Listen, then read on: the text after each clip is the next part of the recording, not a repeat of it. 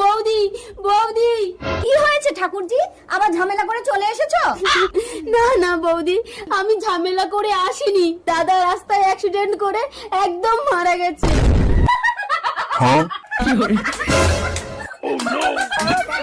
বৌদি তুমি কি পাগল হয়ে গেলে?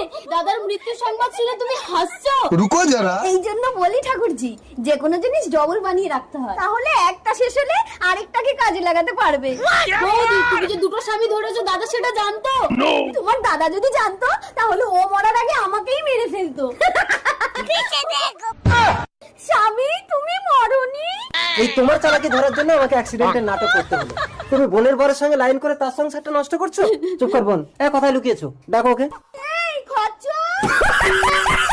এই খচ্চর, তোকে দে এক থাপ্পড়। এই বাড়ি চলো। No, no, no.